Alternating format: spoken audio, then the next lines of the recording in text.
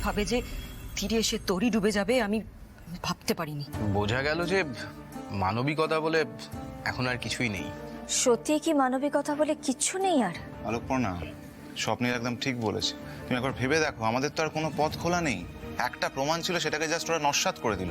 আর সাক্ষী আমাদের চোখের সামনে কিনে নিল, আকাশদীপ বারিশা হালদার। আমরা কিছু করতে পেরেছি? কিচ্ছু করতে পারিনি। স্যার, ওরা টাকার জোরে হয়তো একজন দুজনকে কিনে নিতে পারে, কিন্তু গোটা শহরের এত মানুষ সবাইকে ওরা কিনে নিতে পারবে? আমার কিন্তু সেটা মনে হয় না স্যার। এত মানুষকে কেনার মতন বড়লোক কিন্তু ওরা নয়।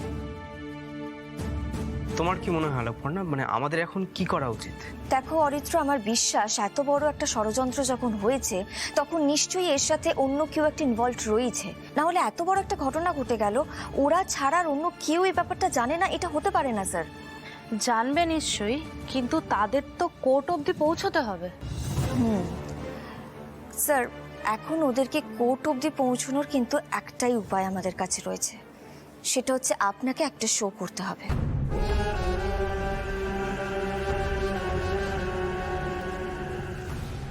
শো শো করে কি হবে?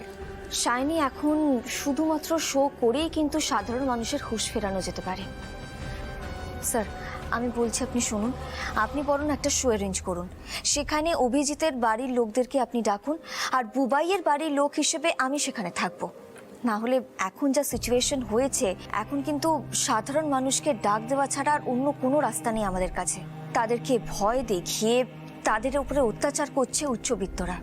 এই উচ্চবিত্ত ক্ষমতাশীল মানুষদের বিরুদ্ধে কিন্তু এখন সাধারণ মানুষকে একজোট হতে হবে। যাদেরকে আজকে টাকার জোরে ওরা কিনে নিয়েছে, কাল কিন্তু প্রয়োজন ফুরিয়ে গেলে তাদেরকে ওরা ছুঁড়ে ফেলে দেবে রাস্তায়।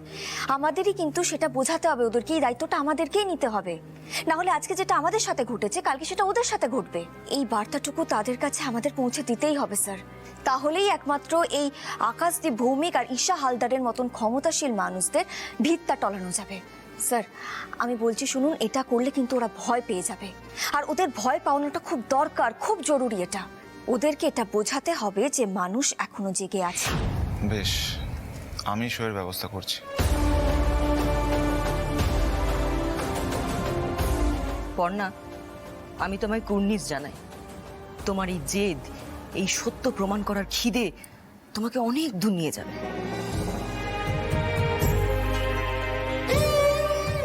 কিন্তু আলোকপর্ণা, আমার একটা কথা বলার আছে। হ্যাঁ বলুন না স্যার। দেখো আলোকপর্ণা, অভিজিতের বাড়ির তরফ থেকে ওর হবু স্ত্রী আর বোন থাকবেন, ঠিক আছে, কিন্তু বুবাইয়ের বাড়ির তরফ থেকে শুধু তুমি থাকলে হবে না। তুমি তো ওদের ইমিডিয়েট ফ্যামিলি মেম্বার নও, রাইট? তো সেক্ষেত্রে আমি চাইছি যে অভিজিৎ আর তার হবু স্ত্রী বিন্দু দুজনে মিলে তাদের ভবিষ্যতের অনেক স্বপ্ন দেখেছিল। অভিজিতের নতুন চাকরি ওদের পরিবারটাকে আবার দাঁড় করিয়ে দিতে পারতো। দুমুঠো পেট ভরে খাওয়ার জন্য তাদেরকে আর ভাবতে হতো না, ওর বোনের বিয়ে নিয়ে আর ভাবতে হতো না। ওরা একটা নিশ্চিন্ত ভবিষ্যতের দিকে এগিয়ে যাচ্ছিল।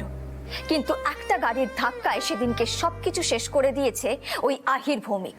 একটা চাকরি পেতে এখন নাবিশ্বাস উঠে যায়। ছেলেটাও নিশ্চয়ই খুব কষ্ট করে চাকরিটা পেয়েছিল, আর দেখ কদিনের মধ্যে কিসব ঘটনা ঘটে গেল। তবে ভাই, চুপ করে থাকলে কিন্তু চলবে না, এর একটা বিহিত দরকার। আর বুবাই মানে অর্ক দত্ত, আজ 5 দিন হলো তার বাবা মা ওর কেবিনের বাইরে নাওয়া খাওয়া ভুলের ঠায় বসে রয়েছে, শুধুমাত্র কখন তাদের ছেলেটা চোখ মেলে চাইবে, একটু বাবা মা বলে ডাকবে। বুঝতে পারছেন সেই বাবা মার মনের অবস্থাটা, এই বয়স্ক মানুষের মনের অবস্থাটা? পর্ণা যে এত চেষ্টা করছে, এর কোনো সুরাহা হবে না। চল, অপরাধীরা শাস্তি পাবে না? পাবে রুচি, ঠিক পাবে। বৌদিভাই হেরে যাওয়ার মেয়ে নয়, শেষ অব্দি লড়াই করবে। কিন্তু সময়, চয়নদা, সময়টা বড় ফ্যাক্টর। এইটুকু সময়ের মধ্যে দিদি যা করতে চাইছে সেটা কি করতে পারবে আদৌ? বৌদিভাই তো এর আগেও অনেক অসম্ভবকে সম্ভব করেছে, দেখা যাক না কি হয়। একটা যৌথ পরিবারের হই হুল্লোড়, হাসি, আনন্দ সবটা নষ্ট হয়ে গেছে, শেষ হয়ে গেছে 23 জুলাই রাত্রের পর। দিন, সময়, বার, ক্ষণ সবকিছু গুলিয়ে যাচ্ছে বাবা মার চোখের জলে। তোর এই মন ভুলানো কথায় বড়জোর 4টে শেয়াল কুকুর কাঁদতে পারে পর্ণা। এর চেয়ে বেশি তুই আর কিচ্ছু করতে পারবি না। সব জায়গায় যে বক্তৃতা চলে না Parna, you have lost the game.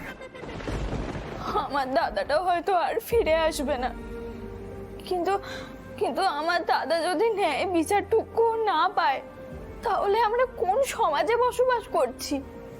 Police প্রশাসন সবাই তো মুখ ফিরিয়ে নিয়েছে, যদিও বা কিছু প্রমাণ পাওয়া যাচ্ছে, কিন্তু শেষ পর্যন্ত আমরা কিছুই প্রমাণ করে উঠতে পারছি না। এখন কে দেবে আমাদের বিচার? এখন সবটা নির্ভর করছে আপনাদের উপর। শুধুমাত্র আপনারা পারেন ন্যায় বিচার পাইয়ে দিতে। প্লিজ আপনারা এগিয়ে আসুন। আপনাদের কারোর কাছে যদি কোনো রকম ইনফরমেশন থাকে এই কেসের, তাহলে প্লিজ আমাদের সাথে যোগাযোগ করুন, আমাদের সাহায্য করুন। সত্যের জয়ে সাহায্য করুন। দোষীদেরকে কিন্তু শাস্তি দিতেই হবে, না হলে এই দুটো পরিবার মানে অভিজিৎ, বুবাই মানে অর্ক দত্ত, এদের সবার সাথে অন্যায় করা হবে। দোষীকে শাস্তি দিতেই হবে। আমরা প্রত্যেকে লড়বো আলোকপূর্ণার সাথে, প্রতিবাদ করবো আমরা। প্রতিবাদ করুন, চুপ থাকলে চলবে না, প্রতিবাদ করতে হবে।